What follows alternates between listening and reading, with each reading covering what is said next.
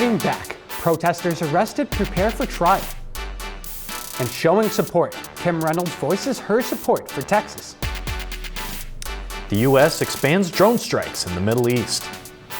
All that and a profile on a presidential candidate, along with making sure your facts are straight.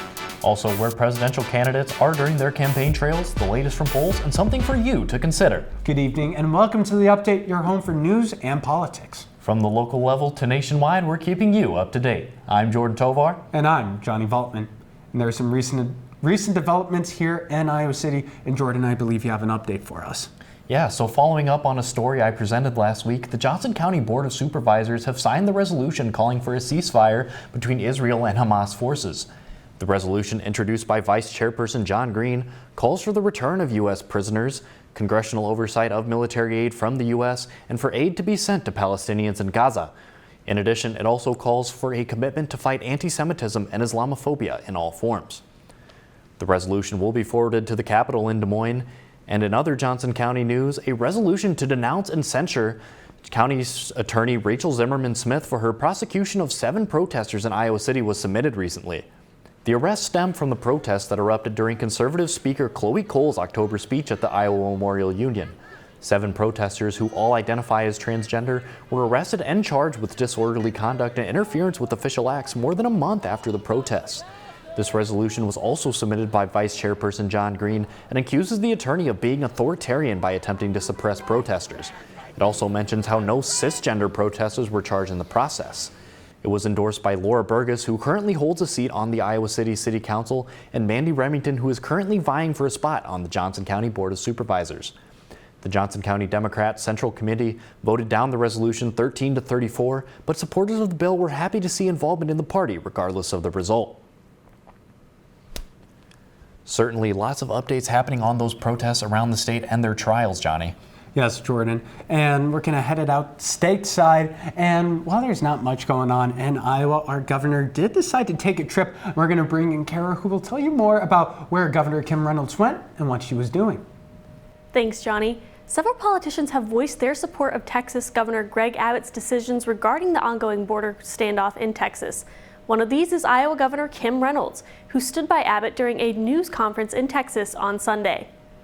In a social media post on X, formerly known as Twitter, Reynolds said, quote, 25 governors support Texas's efforts to uphold federal law and protect this country. Proud to be here today to receive a briefing and continue to show Iowa support, end quote. The 25 governors Reynolds is referring to in this post are the 25 who, along with Reynolds, released a joint statement at the end of January backing Abbott's decision to go against the Supreme Court and bar federal agents from entering the land where the state is putting up the razor wire. The border is now in our backyard. Interstate 35, major interstate, is a direct route for the drug cartel and human traffickers from Mexico to the Iowa and the Midwest. However, in spite of Reynolds' vocal support of Abbott and her position that Iowa stands with Texas, not all Iowans are in agreement on that. Immigration rights advocates are one key group against this position, and Iowa's state political director for the League of United Latin American Citizens, Joe Henry, says Reynolds' choice is, quote, very disheartening and it's hurtful, especially in light of the fact that immigrants play such a key role in this state in many sectors, unquote. And Iowa Democrats are working to increase the state's minimum wage. The new bill they've introduced would make the minimum wage $15 an hour by 2026. This is over double the current minimum wage of $7.25 an hour, which has been the rate since 2008. Now I'll send it back to Jordan and Johnny. Thanks, Cara. And Jordan, within the borders of the United States, there's a lot of problems going on, but it seems like military action is also being taken outside of our border. Yes, and now we're going to send it over to Jayce in the newsroom. Jayce, can you tell us what's going on in the nation right now? Well, Jordan, I have 2 key updates regarding the nation, starting with the expansion of U.S. military action in the Middle East. Following a drone strike in Jordan that killed 3 U.S. service members and injured 30 more, President Biden ordered a series of military strikes targeting Iran-backed militias. As of right now, the U.S. is in either open or partial conflict with militias in Palestine, Syria, Iraq, Yemen, and Lebanon as the Israeli-Hamas war continues to raise tension in the regions. And right here I have a map of the Middle East outlining the current conflicts in the area. Palestine, Syria, Iraq, and Yemen are currently under fire, while unofficial fighting continues on the borders of Israel, Jordan, and Lebanon. On Sunday, President Biden expressed hopes that the strikes were working to discourage further Iran-backed attacks. Are the airstrikes working?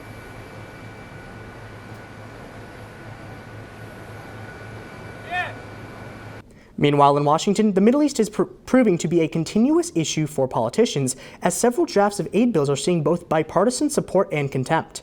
While Biden's border bill looks to stall in the Senate, the upper chamber released a draft for a $110 billion aid package that would give $60 billion to Ukraine, $14 billion to Israel, and $20 billion for border security. Meanwhile, House GOP members are planning to introduce an Israel-only aid bill, sparking more debates between Democrats and Republicans regarding the priorities of Congress. How can a bill be dead on arrival and extreme MAGA Republicans in the House haven't even seen the text? They don't even know what solutions are being proposed in terms of addressing the challenges at the border. I just don't believe that the Senate bill, as I've explained in all of our statements, meets the criteria that's necessary to solve the problem. All three bills are at different stages in Congress, so it's unsure what agreement Congress will come to. For now, I'll send it back to Johnny and Jordan in the studio. Now, Johnny, staying in the country, we have a candidate who's vying for the presidency. Yes, Jordan. And with Nikki Haley not running against Donald Trump in the Nevada caucus, the state has the choice between the former president and Ryan Binkley. Who? Well, that's why this Texas CEO is our candidate of the week. Born in Columbus, Georgia, he attended the University of Texas at Austin McCombs School of Business for his bachelor's and Southern Methodist University School of Business for his master's in business administration. Originally, he moved to Atlanta at 24 to pursue Christian ministry, but returned to his home state of Texas after his brother was killed by a drunk driver. He would, though, go on to be a young adult pastor for Victory World Church in 1996. His business career began working for Procter & Gamble as well as Boston Scientific in the early 2000s before founding his own consulting firm, the Generational Equity Group, in 2006. He announced his campaign in April of 2023, with goals including securing the border, a 7-year economic rescue plan, transforming healthcare, unifying the country, and achieving energy independence. Binkley married to his wife Ellie in 1999. They've gone on to have 5 kids. Along with that, the two founded the Create Church, a multi-ethnic and generational church where he is the lead pastor. Now, Binkley will be looking for his highest turnout yet, as he only received 0.7% of Iowans' votes, but that pales in comparison of the 315 total ballots he received in New Hampshire. Now, speaking of presidential candidates, Johnny, I believe we have Cara with some campaign tracker updates. Thanks, Jordan. A lot has been happening on the presidential campaign front in the last week. For the first time, South Carolina held a first-in-the-nation Democratic primary. The primary took place on Saturday, February 3rd, and President Joe Biden saw a landslide victory, earning 96.2% of the votes and gaining all 55 of the state's delegates. Now the state is gearing up for the Republican primary, which is set for February 24th. Nikki Haley is going to need to pull out a big win here to catch up to Donald Trump, but she assures her voters that she's got it in her. Haley's campaign officials also just announced that she raised $16.5 million in January, which many are taking as a clear indication that despite Trump's lead right now, Haley will continue forging ahead. And tonight, Nevada is holding its Democratic and Republican primaries. President Joe Biden is expected to win the Democratic primary, but when it comes to the Republicans, it's a little more complicated. They've got their primary going on tonight, but on Thursday, they're also holding a Republican caucus. If that seems a little unorthodox and confusing to you, don't worry, you're not alone. If you recall from the Updates Caucus Guide, primaries are run and funded by the state, while caucuses are run and funded by the parties. In the past, Nevada has typically held caucuses. However, the Nevada GOP wasn't too happy about this decision, so they're taking advantage of a massive loophole. Even though Nevada has to have a primary, there's nothing in the new law that says how the party has to assign its delegates.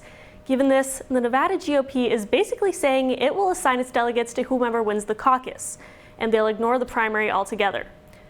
There's also the added stipulations that candidates running in the primary can't also run in the caucus, and the caucus requires a $55,000 participation fee. The caucus will negatively impact Haley's campaign as she's participating in the primary tonight, so she won't be securing any delegates from Nevada. Meanwhile, Trump is expected to win the caucus against his only competition there, Ryan Binkley. For this reason, Haley really hasn't spent any time or resources on Nevada, preferring instead to kind of put all of her eggs in South Carolina's basket. Now, I know that was a lot to throw at you, but hopefully that made the situation going on in Nevada a little bit more clear for you. Jordan and Johnny, I'll send it back to you.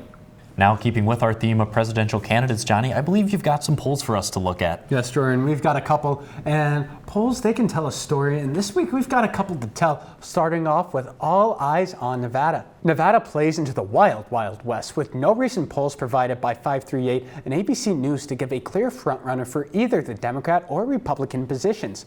Both the president and former president had massive polling numbers in early January, with both of them passing 70% over other candidates.